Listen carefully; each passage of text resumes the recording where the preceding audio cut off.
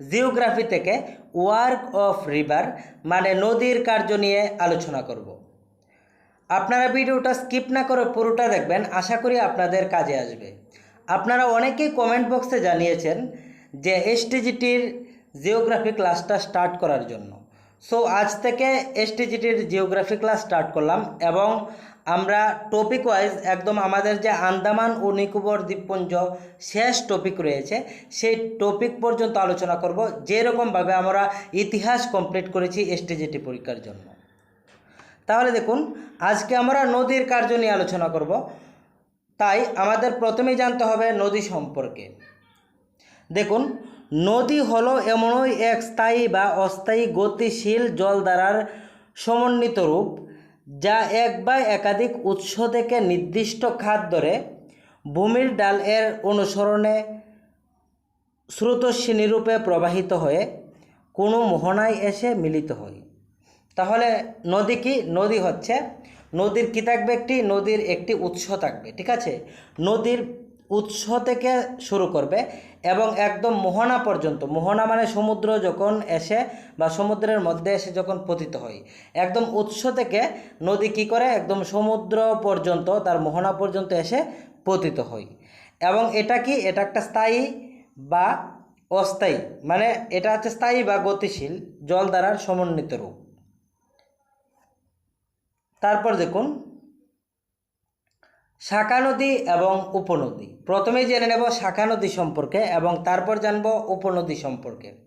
আপনারা ভিডিওটা স্কিপ না করে পুরোটা দেখুন, দেখবেন আপনাদের কাজে আসবে এবং অনেক কিছু আপনারা জানতে পারবেন। নদীর মূল জল প্রবাহ থেকে যেসব জল ধারার শাখার আকারে বেরিয়ে অন্যত্র পতিত হয় তাকে শাখা নদী বলে। ধরুন এটি একটি নদী, ঠিক আছে? এটি একটি নদী এবং নদী থেকে যখন এরকম বিভিন্ন শাখা আকারে বের হয়ে অন্যদিকে জল চলে যায় তখন তাকে শাখা নদী বলে, ঠিক আছে? যখন মূল নদী, এটা ধরুন মূল নদী, তার থেকে একটা বের হয়ে এদিকে চলে গেল, তখন তাকে শাখা নদী বলা হবে। আর উপনদী কি?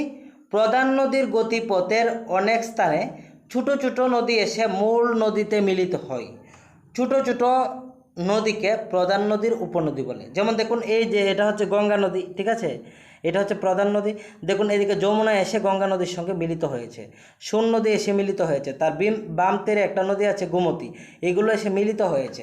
যেইগুলো মূল নদীর সঙ্গে এসে মিলিত হবে এগুলো হচ্ছে উপনদী। আবার বলছি, শাখা নদী এবং উপনদী কি? ধরুন একটা মূল নদী রয়েছে, মূল নদী থেকে যদি অন্য আরেকটা নদী বের হয়ে যায় তখন তাকে বলা হবে শাখা নদী। একটি বের হতে পারে, অনেকগুলো বের হতে পারে।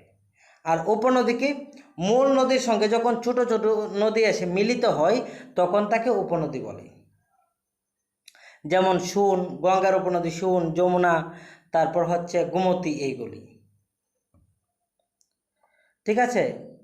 তারপর দেখুন নেক্সট নদী অববাহিকা আর নদী উপত্যকা। তাহলে দেখুন গুরুত্বপূর্ণ জিনিস। তো প্রথমেই জেনে নিই নদী অববাহিকা সম্পর্কে। যে অঞ্চলের মধ্যে দিয়ে প্রধান নদী এবং তার শাখা নদী ও উপনদী প্রবাহিত হয় সে অঞ্চলকে মূল নদীর অববাহিকা বলে। তাহলে দেখুন নদী অববাহিকা কি? যে অঞ্চলের মধ্যে দিয়ে প্রধান নদী এবং তার শাখা নদী ও উপনদী প্রবাহিত হয় সে অঞ্চলকে মূল নদীর অববাহিকা বলে। ধরুন এটি একটি মূল নদী, ঠিক আছে? তার সঙ্গে বিভিন্ন উপনদী এসে মিলিত হলো, ঠিক আছে? ধরুন আবার এদিকে শাখা নদী বের হয়ে গেল, এদিকে শাখা নদী বের হয়ে গেল। তো এই যে পুরো জায়গাটি রয়েছে একদম উপনদী, শাখা নদী, মূল নদীর যে পুরো জায়গাটি রয়েছে একদম বিস্তারিত, যে পুরোটা জায়গা দেখাচ্ছি, এই সবটাই হচ্ছে নদীর অববাহিকা। এখন দেখুন নদী উপত্যকা কি?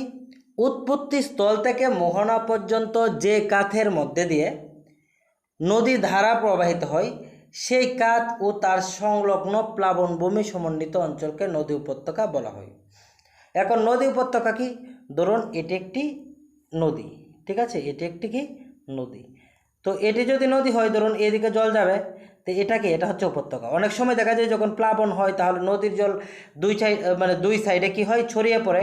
তো যতটুকু পর্যন্ত ছড়িয়ে পড়ে প্লাবন ভূমি পর্যন্ত এই সবটা জায়গাকে কি বলা হয়? নদী উপত্যকা। আশা করি আপনারা বুঝতে পেরেছেন। মানে আমরা যখন নর্মালি নদী দেখি, নদীর জল যায়, এটাকে নদী উপত্যকা বলে। বা যখন ফ্লাড হয় দেখবেন ফ্লাডের জল অনেক দূর পর্যন্ত গিয়ে মানে চলতে থাকে, তো এটাকে নদীর উপত্যকা বলে।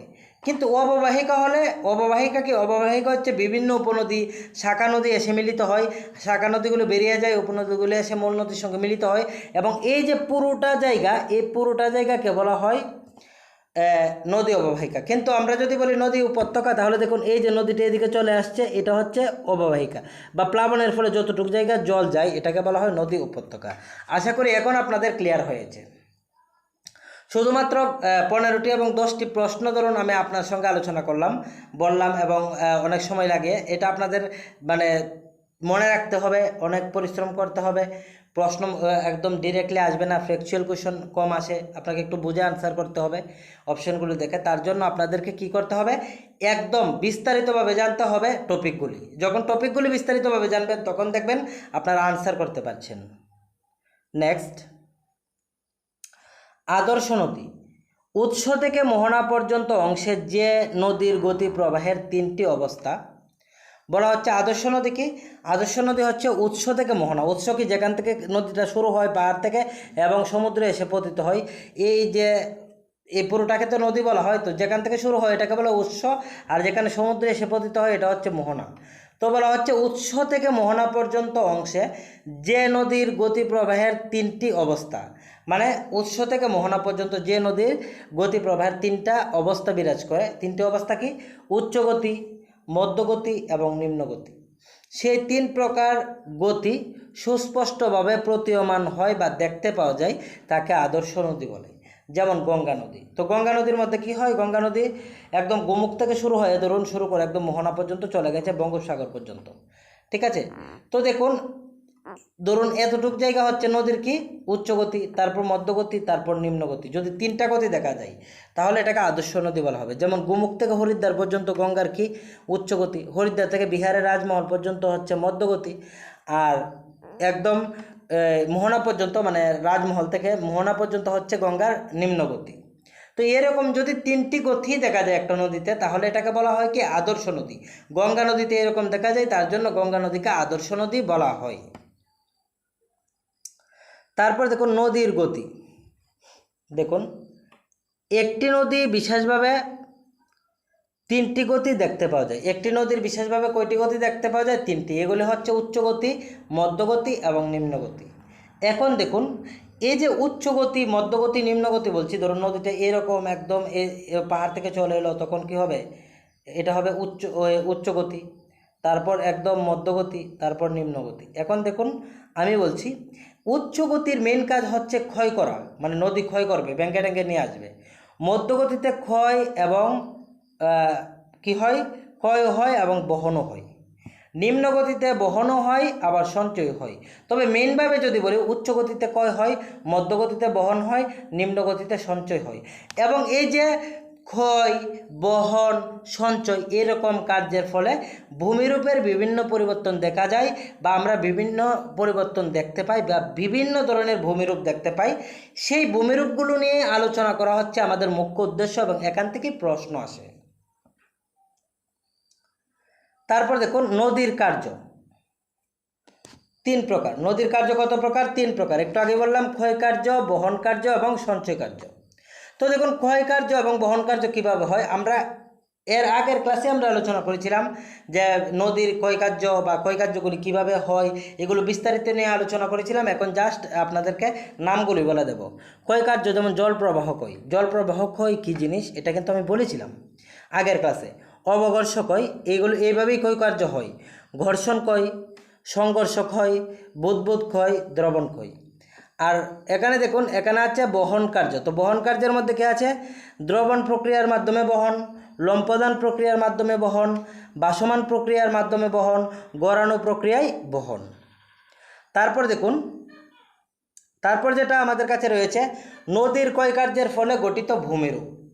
আপনাদেরকে একটা বিষয়ে বিস্তারিতভাবে জানিয়ে রাখি, পরীক্ষার মধ্যে কীভাবে প্রশ্ন আসে, এরকম আসে যে নদীর ক্ষয় কার্যের ফলে নিচের কোনটি গঠিত ভূমিরূপ। একটি এখান থেকে দিয়ে দেবে, বাকিগুলো অন্য নাম দিয়ে দেবে। তাহলে এখানে যে নামগুলো বলবে এগুলো হচ্ছে নদীর ক্ষয় কার্যের ফলে গঠিত ভূমিরূপ।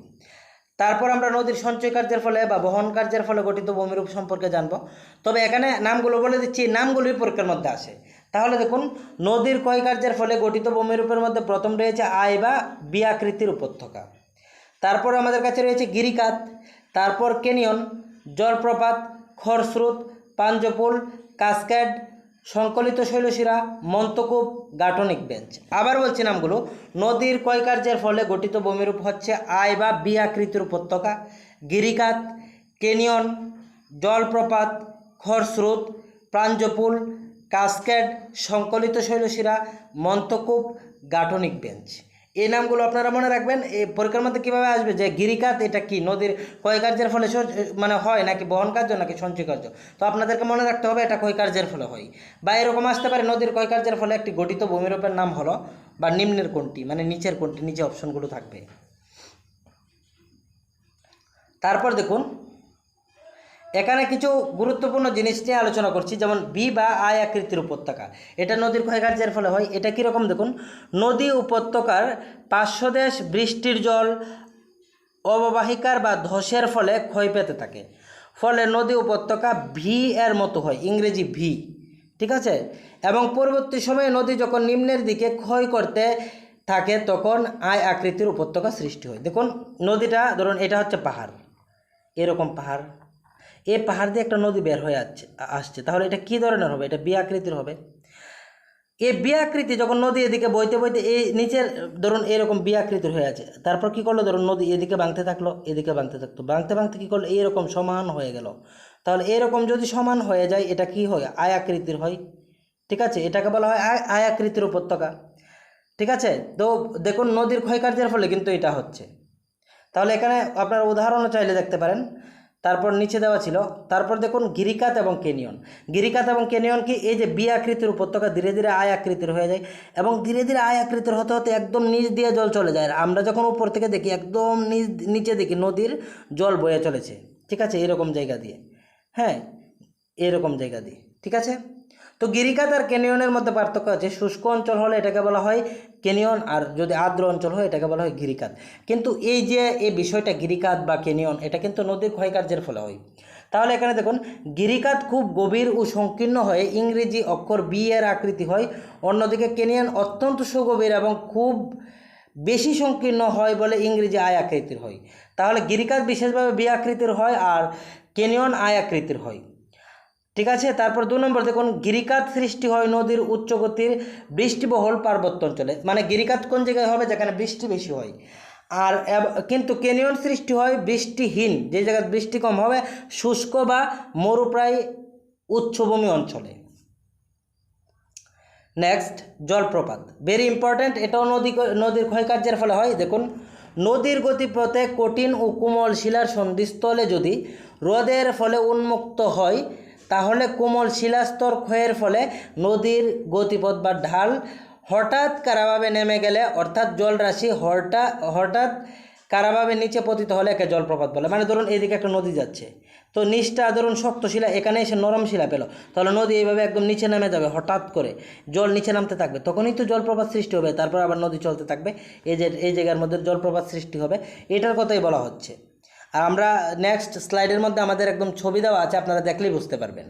যেমন উদাহরণস্বরূপ বলতে পারি, পৃথিবীর উচ্চতম জলপ্রপাত হলো ভেনেজুয়েলার রিও কার্নো নদীর উপর অবস্থিত এঞ্জেল জলপ্রপাত, 980 মিটার। পরীক্ষার মধ্যে আসবে পৃথিবীর উচ্চতম জলপ্রপাতের নাম, এটা হচ্ছে এঞ্জেল জলপ্রপাত। কোন দেশে, ভেনেজুয়েলাতে। নদীর নাম রিও কার্নো, কত মিটার, 980 মিটার। তারপর দেখুন, ভারতের উচ্চতম হচ্ছে যুগ জলপ্রপাত। যদি বলা হয় ভারতের উচ্চতম জলপ্রপাতের নাম, তাহলে যুগ জলপ্রপাত, এটা হচ্ছে 275 মিটার। কোন নদীতে, সরাবতী নদীর তীরে অবস্থিত। পৃথিবীর বৃহত্তম জলপ্রপাত হলো বোয়েমা জলপ্রপাত। উচ্চতম আর বৃহত্তমের মধ্যে পার্থক্য আছে, কিন্তু যদি উচ্চতম আসে তাহলে এঞ্জেল, আর বৃহত্তম আসলে হচ্ছে বোয়েমা জলপ্রপাত। আর পৃথিবীর দৃশ্যতম মানে সুন্দর, ঠিক আছে, জলপ্রপাত হলো নায়াগ্রা জলপ্রপাত। যদি পরীক্ষার মধ্যে আসে পৃথিবীর সুন্দর বা দৃশ্যতম, চোখ দিয়ে দেখতে, মানে যখন আমরা দেখতে পাবো বা যাবো এই জায়গার মধ্যে, দেখলে খুব সুন্দর লাগবে, এটার নাম হচ্ছে নায়াগ্রা জলপ্রপাত। তারপরে দেখুন এখানে খুব সুন্দরভাবে ছবিতে দেওয়া আছে, দেখুন নদী এভাবে বয়ে চলেছে, হঠাৎ করে এটা হচ্ছে কঠিন শিলা, তো এখানে সে নরম শিলা পাওয়াতে একদম জল ব্যাঙ্গে একদম নিচে চলে আসলো, তারপর আবার চলতে শুরু করলো। তাহলে এটা কি? এটা হচ্ছে জলপ্রপাত। এটা কোমল শিলা, এটা কঠিন শিলা, ঠিক আছে। জমা হওয়া নুড়ি এবং পাথর ওই যে এখানে জমা হচ্ছে, এখান থেকে এসে পড়ে, ঠিক আছে। তারপর দেখুন গুরুত্বপূর্ণ যেটা, মধ্যগতিতে নদীর বহন ও সঞ্চয় কার্যের ফলে গঠিত ভূমিরূপ। মধ্যগতিতে কী হয়, নদীর যে এরকম বহন হয় ঠিক এরকমভাবে কিছু জায়গাতে সঞ্চয় হয়।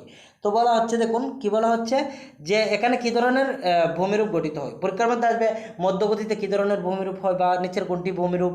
তাহলে দেখুন নদীবাগ, পলল শঙ্কু, পলল বেজনী, অশ্বক্ষুরাকৃতি হ্রদ, প্লাবন ভূমি, স্বাভাবিক বাঁধ, খাড়ি, বদ্বীপ। আবার বলছি, মধ্যগতিতে নদীর বহন ও সঞ্চয় কার্যের ফলে গঠিত ভূমিরূপ হচ্ছে নদীবাগ, পলল শঙ্কু, পলল বেজনী, অশ্বক্ষুরাকৃতি হ্রদ, প্লাবন ভূমি, স্বাভাবিক বাঁধ, খাড়ি, বদ্বীপ। এ নামগুলো আপনাকে মনে রাখতেই হবে। এখান থেকে আমি একটা শর্ট কোশ্চেন নিয়ে আসলাম নদীবাগ, আর কোনো কিছু নিয়ে আসলাম না, তাহলে অন্যগুলো আসলাম কীভাবে আনসার করবো যদি ডিপলি আলোচনা না থাকে বা আপনি না জানেন।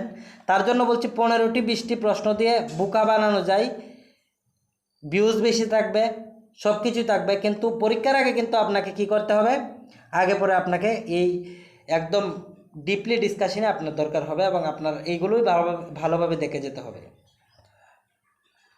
তারপর দেখুন, এবং আমি জানিয়ে রেখে আপনাদের এই এসটিজিটির যে আমাদের যে জিনিয়াস স্টাডি ডিপার্টমেন্ট, এখানে কিন্তু এসটিজিটির জন্য ভূগোলটা আমি করাচ্ছি, আমাদের তপন স্যার ইতিহাসটা করাচ্ছেন। পলল শঙ্কু, তাহলে কি তারপর হচ্ছে পলল শঙ্কু, পার্বত্য গতি থেকে হঠাৎ সমভূমিতে প্রবেশ করলে গতিপথের ভারসাম্য ব্যাহত হলে নদীর গতিবেগ হ্রাস পায় এবং পর্বতের বাধা না থাকায় নদী ছড়িয়ে পড়ে, ফলে নদীবাহিত প্রস্তরখণ্ড, নুড়ি, তারপর হচ্ছে পর্বতের পাদদেশে সঞ্চিত হয়। এই পলল রাশি ত্রিকোণা বা শঙ্কুর আকারে সঞ্চিত হয় বলে তাকে পলল শঙ্কু বলে।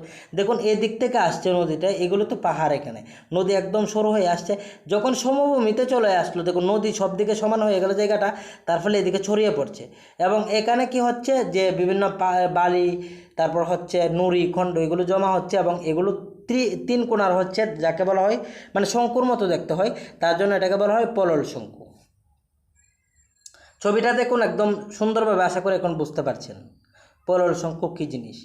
এখন দেখুন স্বাভাবিক বাঁধ সম্পর্কে জানব।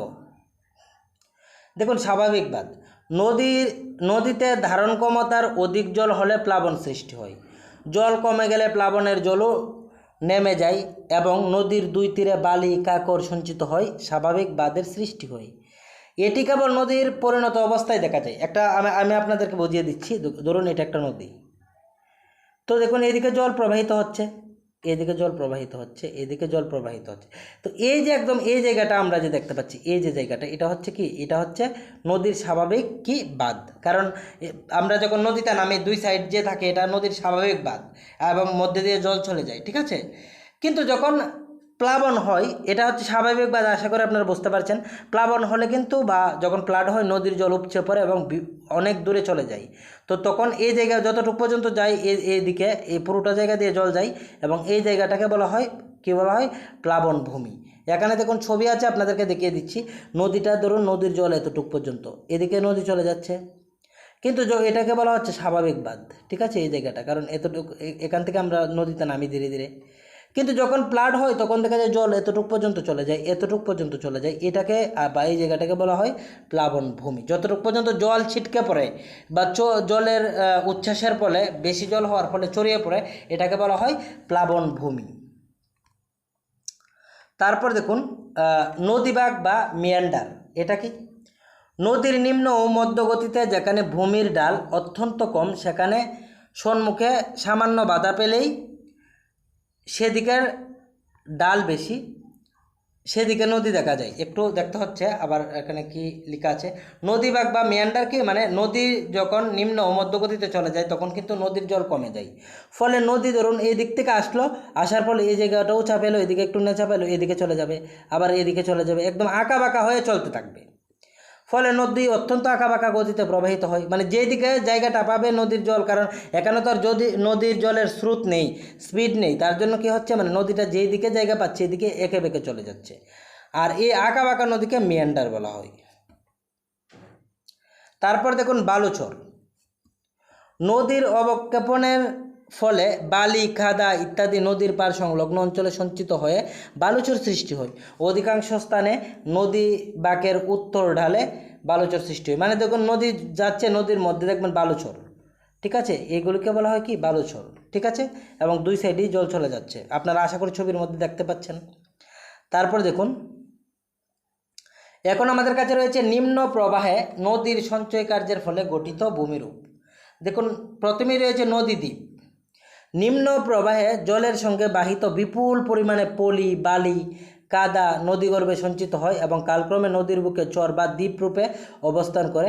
এরূপ চরের চারদিকে জল দ্বারা বেষ্টিত হয়, ফলে এই ভূভাগকে নদী দ্বীপ বলে। ধরুন এরকম একটা নদী এদিকে যাচ্ছে, তো এখানে কি হলো, একদম বালুচর বড় হয়ে গেল এবং চারদিকে জল যাচ্ছে, কিন্তু এই জায়গাটা এরকম অনেক বড় জায়গা নিয়ে, ঠিক আছে, এটাকে নদীদ্বীপ বলা হয়। যেমন ব্রহ্মপুত্র মাজুলী দ্বীপ ভারতের বৃহত্তম নদীদ্বীপ। তাহলে দেখুন ব্রহ্মপুত্র মাজুলী দ্বীপ কি ভারতের বৃহত্তম নদীদ্বীপ। তারপর দেখুন অশ্বক্ষুরাকৃতি হ্রদ, এটা কি, এটা হচ্ছে আমরা যেমন একটু আগে মিয়ান্ডার দেখেছিলাম এঁকে বেঁকে চলে যাচ্ছে, তার ফলে কিন্তু অশ্বক্ষুরাকৃতি নদের সৃষ্টি হয়। দেখুন সমভূমি প্রবাহ ও বদ্বীপ প্রবাহে নদী বড় বড় বাঁক নিয়ে অগ্রসর হয়। বিশেষ ক্ষেত্রে এই প্রকার কোনো নদী বাঁক মূল নদী প্রবাহের সাথে সামঞ্জস্য রাখতে না পেরে বিচ্ছিন্ন হয়ে মূল নদীর পাশে অশ্ব বা ঘোড়ার কোরের মতো আকৃতিতে অবস্থান করে, তাকে অশ্বক্ষুরাকৃতি হ্রদ বলে। পড়লাম আপনারা, আমি জানি বুঝতে পারেননি। এখন ছবিটা দেখুন, বা আমি বলছি, ধরুন যখন নদী কি হয় একদম নিম্ন গতিতে চলে আসে, যখন নদীর শক্তি থাকে না, জল ধীরে ধীরে চলতে থাকে, তখন কি হয়, নদী এরকমভাবে আঁকা বাঁকা পথে চলতে থাকে, এরকম আঁকা বাঁকা পথে চলতে থাকবে, ঠিক আছে। তো দেখুন এরকম আঁকা বাঁকা পথে নদীটা চলছে, ঠিক আছে, যখন ফ্লাড হয় নদীতে জল বেড়ে যায়, তো এদিকে এসে বেঁকে যাওয়ার পরিবর্তে এদিকে ধীরে ধীরে ধীরে ধীরে এদিকে লেগে চলে যায়। তো এই যে জায়গাটা আছে এটা কি অশ্বক্ষুরাকৃতির মতো হয়ে আছে, এবং এখানে কি হচ্ছে, এখানে একটা কি হ্রদের সৃষ্টি হচ্ছে, এবং এটা অশ্বের মানে ঘোড়ার খুরের মতো দেখাচ্ছে, ঠিক আছে, তার জন্য এটাকে বলা হয় অশ্বক্ষুরাকৃতি হ্রদ। যেমন এটা দেখুন এইভাবে নদীটা এরকম হয়ে নদীটা যখন একদম জল কম ছিল এইভাবে চলে যাচ্ছে, কিন্তু যখন ফ্লাড হবে নদী কীভাবে বেঁকে যাবে, এই জায়গাটা ভেঙে দেবে, ভেঙে দিয়ে একদম সোজা চলতে থাকবে এরকম। তাহলে এই যে জায়গাটা আছে এই জায়গাটা কি ঘোড়ার খুরের মতো, এটাকে কি বলা হবে, অশ্বক্ষুরাকৃতি হ্রদ। তারপর দেখুন বদ্বীপ। নিম্ন প্রবাহ মোহনার নিকট ভূমির ডাল প্রায় না থাকায় নদীর কাতে নদীবাহিত পলি সঞ্চিত হয়। একদম সমুদ্রের কাছে যখন চলে আসে তখন নদীবাহিত পলি সঞ্চিত হতে থাকে। এভাবে সঞ্চয় কার্যের ফলে গঠিত সমতল ভূভাগকে বদ্বীপ বলে। গঙ্গা, ব্রহ্মপুত্র, তারপর মেঘনা বদ্বীপ পৃথিবীর বৃহত্তম বদ্বীপ। দেখুন কীরকম, এদিকে নদী আসছে, এসে এদিকে শাখা নদীর মতো বের হয়ে যাচ্ছে, এদিকে বের হয়ে যাচ্ছে, এদিকে যাচ্ছে, এদিকে যাচ্ছে, এখানে হচ্ছে আমাদের কি এই সমুদ্র। তাহলে এটা কীরকম আকৃতির হয়েছে, এটা ব আকৃতির হয়েছে। এখানে যে মাটিটা দেখুন, এই জায়গাটা দেখুন, এদিকে যাচ্ছে জল, এদিকে যাচ্ছে, তো এটা বাংলা ব আকৃতির হয়েছে, তার জন্য এটাকে বদ্বীপ বলা হয়, ইংলিশে বলা হয় ডেল্টা, ঠিক আছে। এটা একদম নদীর নিম্ন প্রবাহের ফলে বা সঞ্চয় কাজের ফলে গঠিত, কারণ এখানে সঞ্চয় হয়েছে মাটি, পলি, এগুলি, ঠিক আছে। তো এখন দেখুন আমাদের কাছে কিছু প্রশ্ন রয়েছে, কিছু বলতে 50টির উপরে প্রশ্ন রয়েছে। আপনারা জাস্ট আমি আপনাদেরকে প্রশ্ন বলে উত্তরগুলো বলে দিচ্ছি, আপনারা এগুলো লিখে রাখতে পারেন। তাছাড়া যারা আইডিয়াল স্টাডি চ্যানেলে নোট নেবেন, নোটের মধ্যে পেয়ে যাবেন, যারা নিয়েছেন তারা পেয়ে গেছেন, আর যারা স্টেজেটির জন্য পড়তে চান আপনারা ফোন করে যোগাযোগ করতে পারেন। তো প্রশ্ন উত্তরে আলোচনা দেখুন। নদীর উৎপত্তিস্থলকে কী বলা হয়, নদীর উৎস। নদী যেখানে সমুদ্র, হ্রদ ইত্যাদির সঙ্গে মিলিত হয় তাকে কী বলা হয়, নদীর মোহনা। একদম যখন সমুদ্রের সঙ্গে মিলিত হয়। উৎস থেকে মোহনা পর্যন্ত নদীর প্রবাহপথকে কী বলা হয়, উপত্যকা। একটু আগেই বললাম। নদী তার শাখা ও উপনদী মিলে যে অঞ্চলের উপর দিয়ে প্রবাহিত হয় তাকে কী বলা হয়, নদী অববাহিকা। পার্বত্য অঞ্চলে নদী যতটা জায়গা অধিকার করে প্রবাহিত হয় তাকে কী বলা হয়, এটা হচ্ছে উত্তর অববাহিকা। তারপর দেখুন আমাদের কাছে রয়েছে যে উচ্চভূমি দুই বা তার বেশি নদীকে পৃথক করে তাকে কী বলা হয়, জল বিভাজিকা। যখন দুইটা, এদিকে একটা নদী চলে যাচ্ছে এদিকে, আর এই যে উচ্চভূমিটা আছে এটাকে জল বিভাজিকা বলা হয়। দুই নদীর মধ্যবর্তী অঞ্চলকে বলা হয়, আবার এই যে মধ্যবর্তী অঞ্চল দুই নদীর এটাকে আবার দোয়াব বলা হয়। লবণযুক্ত শিলা স্তরের উপর নদীর প্রধান ক্ষয়ী প্রক্রিয়াটি হলো দ্রবণ। প্রধান নদী থেকে যে জল দ্বারা নির্গত হয় তাকে বলা হয় শাখা নদী, একটু আগে আপনাদের বুঝিয়ে দিলাম। পার্শ্ববর্তী অঞ্চলের কোনো জল দ্বারা প্রধান নদীতে এসে মিলিত হলে তাকে বলা হয় উপনদী। মানে মূল নদীতে যখন অন্যান্য নদী এসে মিলিত হয় তাকে উপনদী বলা হয়। একটি আদর্শ নদীর উদাহরণ হলো গঙ্গা নদী।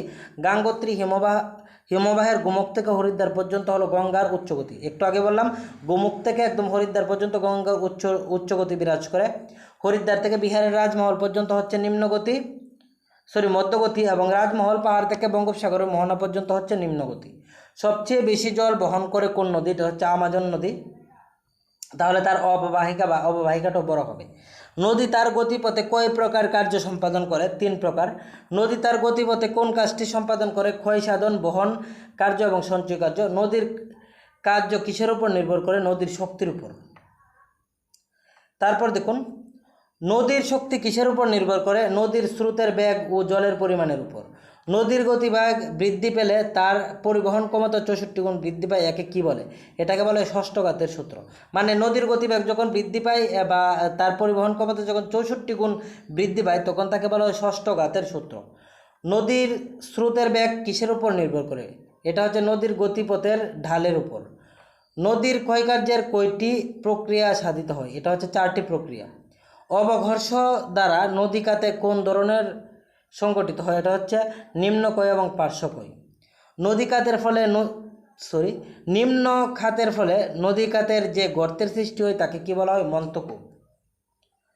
তারপর আমাদের কাছে যেটি রয়েছে এটি হচ্ছে নদীর জল প্রবাহের সঙ্গে বাহিত নুড়ি, কাকর ও প্রস্তরখণ্ডের আঘাতে যে ক্ষয় হয় তাকে বলা হয় অবঘর্ষ ক্ষয়। নদীর জল প্রবাহের সঙ্গে বাহিত প্রস্তরখণ্ডগুলির পরস্পরের সঙ্গে ধাক্কা লেগে ছোট ছোট খণ্ড বা কণায় পরিণত হওয়াকে বলে ঘর্ষণ ক্ষয়। পৃথিবীর বৃহত্তম নদী অববাহিকা হলো আমাজন নদীর অববাহিকা। নদীর গতিবেগ দ্বিগুণ হলে তার বহন ক্ষমতা বাড়ে 64 গুণ। পৃথিবীর উচ্চতম জলপ্রপাত হলো অ্যাঞ্জেল জলপ্রপাত। পৃথিবীর বৃহত্তম নদী গিরিখাত হলো কলোরাডো নদীতে অবস্থিত। মানে কলোরাডো নদীতে এটা কি অবস্থিত? এটা হচ্ছে গিরিখাত। আরেকটা নাম জানি কি বলেছিলাম একটু আগে, আপনারা কমেন্টের মাধ্যমে জানাবেন। একটা গিরিখাত তার সঙ্গে আমি বুঝিয়েছিলাম, যেটা আয় আকৃতির হয়ে যায় এটাকে বলা হয়। আচ্ছা, আপনারা মনে পড়লে বা আপনারা কমেন্টে জানাবেন। জলপ্রপাতের নিচে বৃহদাকার গর্তকে বলে প্রতাপকূপ। 32 নাম্বার, গেরসাপ্পু জলপ্রপাত সৃষ্টি হয়েছে সরাবতী নদীতে। ধোয়াধার জলপ্রপাত সৃষ্টি হয়েছে নর্মদা নদীতে। নায়াগ্রা জলপ্রপাত সৃষ্টি হয়েছে সেন্ট লরেন্স নদীতে। পলল বেজুনি, এটা হবে পলল বেজুনি গড়ে ওঠে পর্বতের পাদদেশে। পাখির পায়ের মতো আকৃতির বদ্বীপ হলো মিসিসিপি নদীর বদ্বীপ। তারপর কিউসেক হলো নদীর জল প্রবাহ মাপার একক। গ্র্যান্ড ক্যানিয়ন কোন নদীতে দেখা যায়? কলোরাডো নদীতে দেখা যায়। ক্যানিয়ন এটাই বলতে চেয়েছিলাম। বিস্তৃত প্লাবন সমভূমি দেখা যায় গঙ্গা নদীতে। প্রস্তরখণ্ড, বালি ইত্যাদি যখন নদীর তীরে বাহিত হয় তখন তাকে কি বলে? এটা হচ্ছে নদীর বোঝা। একটি আদর্শ নদীর সম্পূর্ণ প্রবাহকে কয় ভাগে ভাগ করা যায়? 3 ভাগে, উচ্চগতি, মধ্যগতি এবং নিম্নগতি। পর্বতের পাদদেশে নদীর দ্বারা গঠিত ত্রিকোণাকার ভূখণ্ড হলো পলল বেজনি।